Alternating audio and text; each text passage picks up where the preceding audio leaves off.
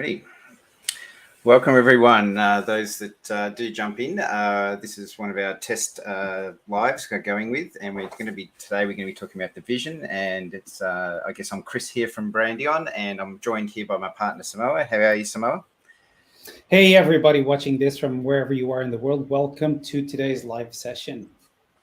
Yes. So I guess what we've picked today is to talk about the vision. So I'll bring that up on the screen there. So we've picked vision as a starting point for today's conversation because it's an important place. If you don't know where you're taking yourself or what if you visualize what you're trying to achieve, most times you can then document it and make it become a reality. I guess how would you describe developing a vision in your mind? Before describing the vision, Chris, I'd just like to bring up the fact that in many of our own conversations, we work in this branding space for a long time now, and it's not uncommon to find business owners who have never approached their business with a vision on top of everything. And why is this important? Because it provides a glimpse of what things in a perfect world look like. With that, that's how I define vision for the purposes of creating that future for the brand. It is basically what, in an ideal situation, if you have control over all things in your brand, in your business, what is it that you're able to deliver day in, day out, no matter what, hail or shine?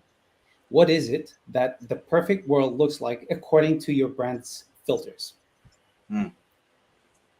So this is the starting point of what the vision is and how I define it.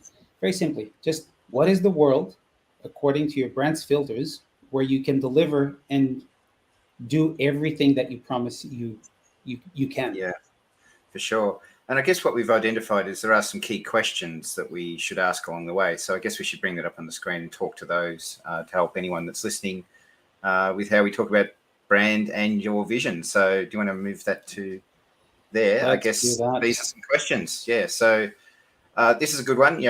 Why do you want to change about your company? So helping people understand, if you are making a change in your brand and the direction and how we communicate, that's a good place to start. How are you going to go about that? I touched on this when we started, the fact that if you know where you're going, so putting out that 5 to 10 year approach to where you're trying to go, I think is, clearly, if you can identify that's where we're going in 5 to 10 years, then we can work back from that and try to identify, and whether that's through words, visuals, or generally strategic elements we put in place or on a tactical level to achieve that. That's what's going to help that, because we know in 5, 10 years, this is what you're trying to achieve. We have a look at where you are now and we go, and we've developed this with a few clients recently. They've wanted to go places, they've got big dreams, but to get there, it isn't just a matter of just hitting with a 1-2 punch. There's some steps we have to take to build to that journey of getting there. And hence why it's 5, 10 years away. You want to build to it. You don't achieve that in that first year you're running your business. So, and growth and expansion plans. This is identifying things we need to know. So if we're developing your brand and we're aware of where you're heading, sometimes we can re-engineer the branding in a way that allows us to grow with that expansion plan, and we can develop it for you. Do you have any questions on those or thoughts on those questions? Yes, again, it's not uncommon to have conversations with business owners who are very ambitious and they have a very good product. They have a very good idea. They haven't fully fleshed it out. They haven't developed a market approach, and especially they don't have the long-term vision in the back of everything they do. So this is absolutely crucial. Myself personally, when I started placing goals with the long-term in mind, and those who know me know that I'm very, very deeply involved with personal development.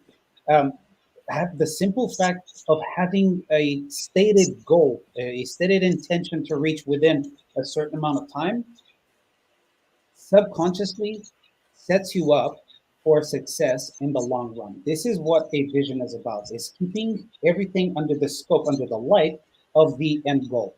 So if in 3 to 5 years you want to be a specific size, or you want to have served as so many customers, or achieved X amount in revenue or income, that needs to be stated and put somewhere that is visible every single day. You need to have the bigger vision in mind with every step you take, so that you are able to create coherence between your vision, your values, your mission, and everything just funnels into the long-term vision. Yeah, for sure. Um, so I guess expanding into new markets, this is another thing that pops up when we work with clients. Uh, when it comes to that side of things, it's important to know that if there is a new market that you're approaching, how does your current brand communicate that, and do we need to change that?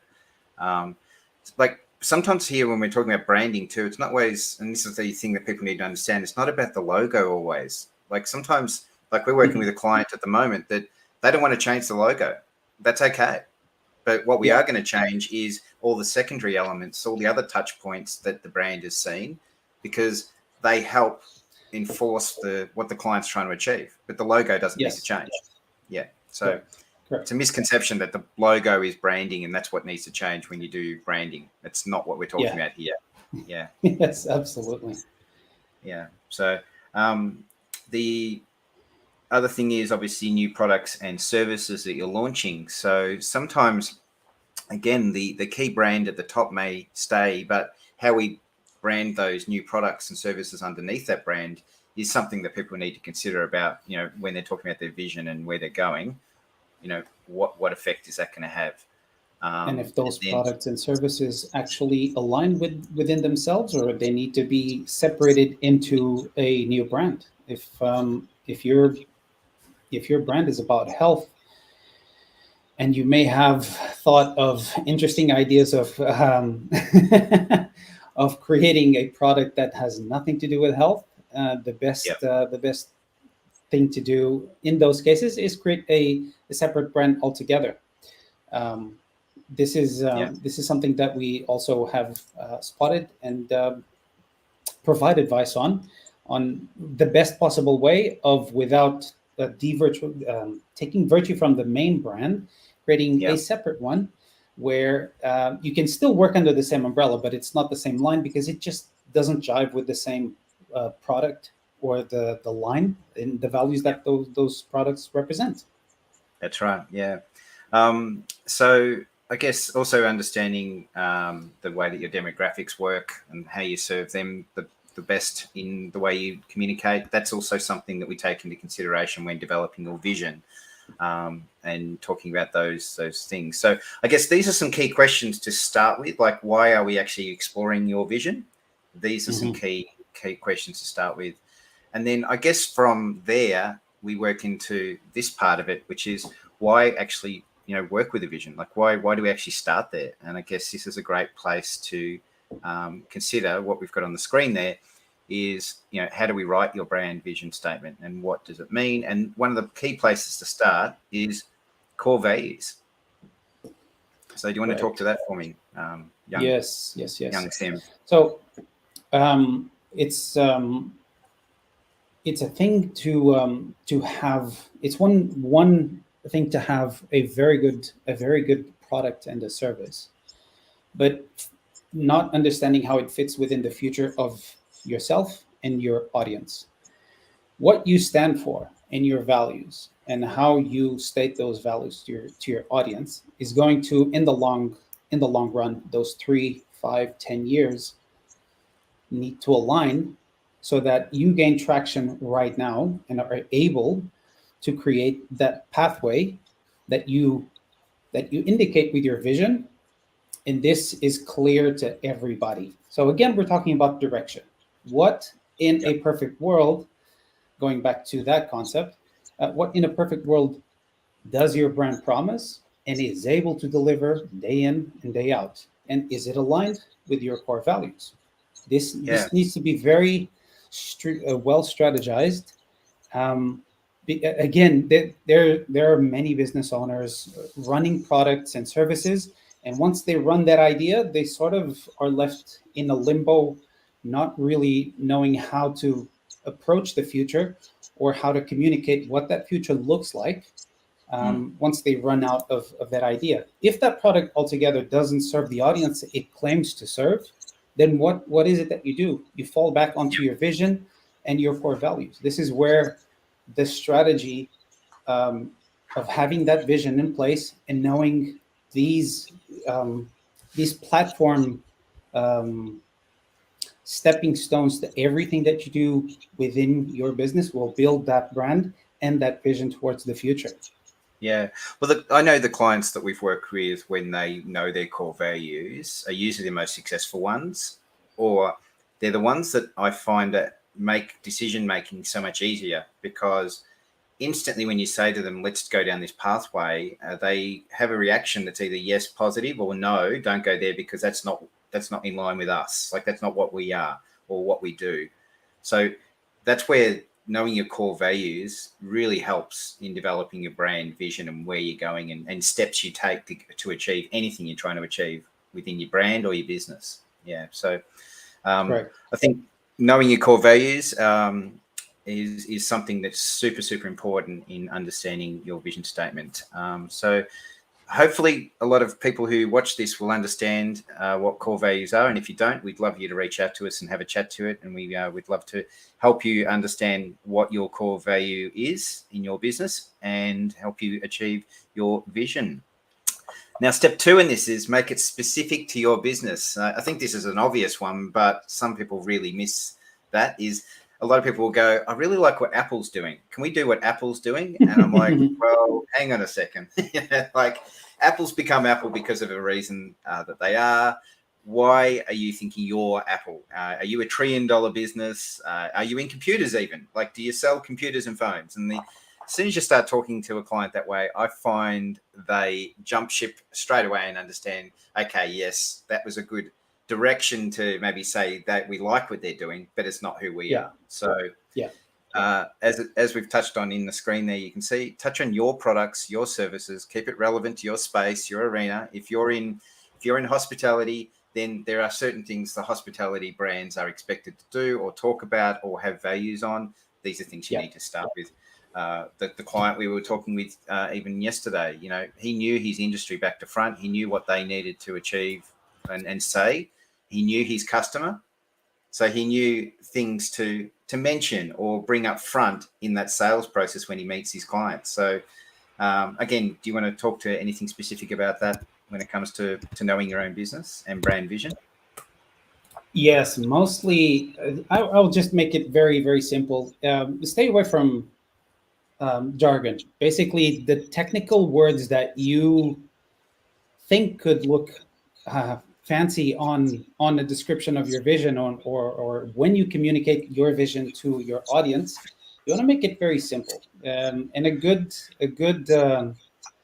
test is to ask somebody within your family. It could be your mom. I've always kept this this rule in mind. I one of my first versions of my website, as I was applying for a first job, I wanted to test if it was clear enough that anybody could use it. And I asked my mom to sit down at the computer and use my website and drive around giving her directions, as in go and find the contact to that person. Go and find this specific piece of work in that portfolio. So make it so simple that it can't be misinterpreted. Avoid the jargon, avoid the technical, super fancy words that that so many businesses fall in the mistake of making, because they're literally pushing away potential audience, potential followers, potential clients, because people just don't understand what is being expressed to those fancy words. That's right. Yeah. So, so moving on to our next tip when it comes to writing your brand vision statement is obviously keep it short and unambiguous. So this is something else that a lot of people fall into the trap of, is they make it too long. And I think when I've worked with clients on this many times, is the first draft is never the finished draft, but at least get it out of your head and put it down on paper. So we're saying, at least try to write your vision, and then we can always get shorter. It's always easier to come back to it after a few sleeps and then shorten it and get it tighter and tighter. But the hardest thing is to just get it out of your head. So Yes. we love working with clients on actually helping them get that part right, as in out of your head, and then fine tuning it. Do you have any tips and tricks or things that you talk about when you're helping clients or our clients with this sort of scenario? I absolutely do, Chris. As a recovering perfectionist that I am, my best advice for people is to break it up and get it out of your head. The metaphor for the perfectionism comes from my early days. My mom always said, "You spoke later in life, but when you began speaking, you articulated very advanced sentences for your age." Yeah, yeah, It's like I didn't want to go through the A, B. Oh, I fell. Let's go back to A, B, C. I wanted to say A, B, C, D, F, G, 1, 2, 3, yeah, and I still carry some of that, and I have to hold myself up on it because many times I try to make it too perfectionist. yeah, And the process for me is the same as for everybody. Get a whiteboard out, get a piece of paper out, hold your pen, and start writing the first thought that comes to your head. The yeah, simple fact that you're extracting this to this medium, it helps you to gain perspective on yourself. So write simple sentences. I want to achieve this, or my intention is to blah, blah, blah. Um, this is what I really strive to achieve with this that I'm doing. Once you yeah, start comparing those intentions and your sentences start standing side by side, you will be able to filter yourself and straighten up your thinking patterns in such a way that you're going to be able to shorten it and shorten it and shorten it up to the point where it's condensed and now it's ready to take to somebody else. yeah, The easy thing is to create, again, a jargon filled sentence that means very little to a whole lot of people. And it only makes sense in your head because it's perfect and it's your little baby. But my advice is to keep it very, very simple and get out of your perfectionism. Just if if you struggle to keep your mind in check, just write very yeah, complete sentences or random thoughts, but get them out of your head.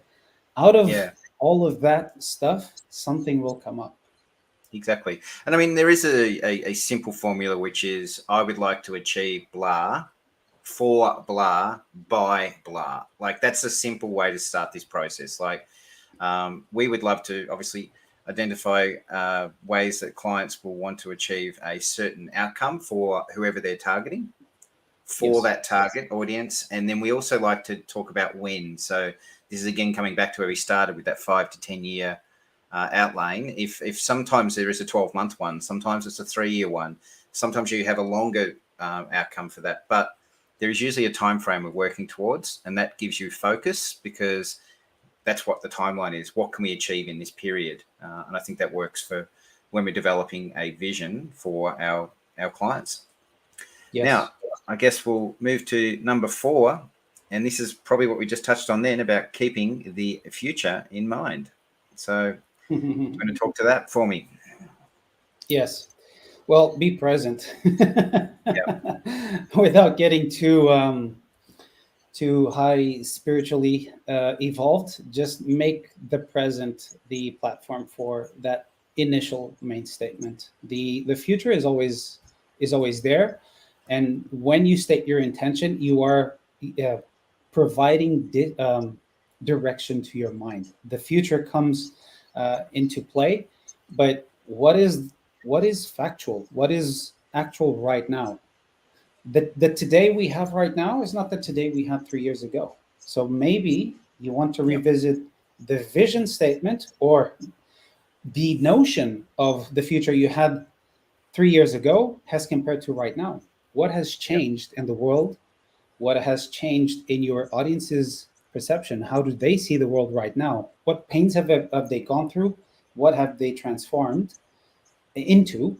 and what is the best way of you helping them achieve their outcomes while providing some of your expertise. Yep. Many And I think, things shifted. We've gone from an analog, sometimes even sluggish reality to having to adapt on the spot. Literally, many businesses, many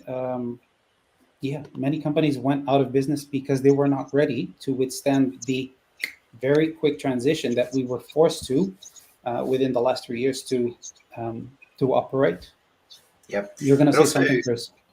yeah, I was going to say, what I was going to touch on here was that not keeping it secret too is something you need to be clear on. Like, you need to let everybody in your team, your stakeholders, anyone who's going to influence your vision needs to know about it, because they're either one, going to improve it, or two, they can lift you up. They can help you achieve that goal. But if you just keep it secret, hidden under your mattress, nobody knows about it. So it's very unlikely that they're just going to naturally be drawn to you and help you, because they don't know what you're doing.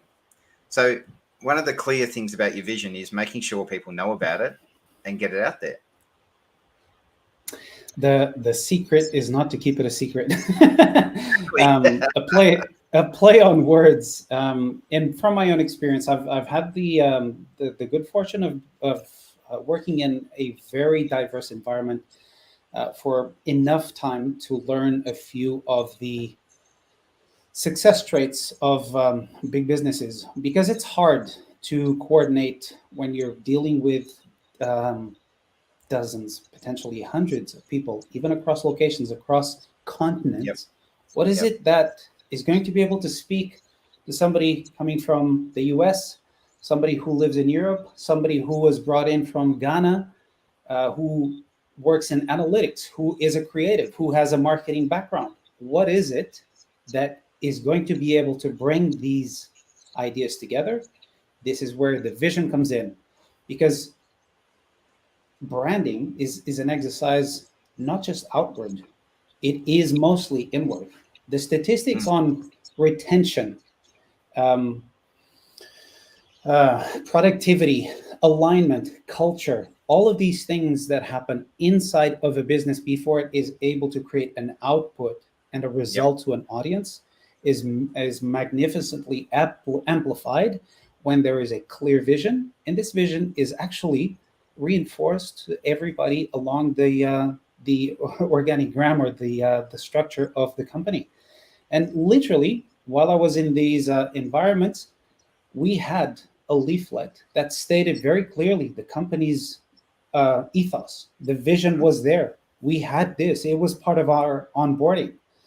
And every now and again, HR would reinforce this and create activities, events, situations where the values were put on display so that the culture improved and everybody rose in the same direction. It's amazing the synergies that can arise from 2 or 3 people when they're aligned, as opposed to Yep. trying to row in each direction. Yeah, and doing it alone. Like, Absolutely. it's always harder. Yeah, exactly. Hence why we came together. Yeah, exactly. That's right. Yeah. So I guess like that's where we've left it for today when it comes to writing your brand vision statement. And obviously we've given you the 4 tips there. As we said, just probably to go back over them again. One is, obviously aligning your vision and your core values. Really important to understand what matters to you. And if you know what matters to you, then when you're making decisions in your business, you can always reflect on those and go, does it feel like us? Is it who we are? And know that next step you're going to take, if it does, it's the right thing to do. If it's not, it's probably the wrong thing because it's not sitting with your core values. 2, we were talking about making it specific to your business. It's no use talking about someone else's vision statement and saying we want to be them when it's not relevant to you, especially if they don't do the same products and services that you offer. It just makes no sense to make it irrelevant to yourself. Make it your thing, own it, keeping it short and unambiguous. That's something I think, we touched on here, is just, even if you have to write it out 10 times in 10 different ways, and you have to keep doing that until you get it down to a short statement. Getting out of your head's important, but obviously then getting it down into something short, something we can put on a wall or into something that people can see in a quick way. And finally, just make sure it's a bit future-proofed, making sure that when you talk about your vision, it's a long enough vision. Don't talk about by this time next week we're going to achieve something, because basically next week happens and then you have to start again. So give it something that's going to be a journey and we're going to work towards, and you're achieving that for yourself. I guess passing back to you, Sim, do you have anything to finish on when it comes to writing your vision statement? Get some perspective. This is where coaches are so good at what they do. The coaches don't know more about somebody's business or somebody's personality or somebody's performance better than the person doing it. A coach is a perspective provider.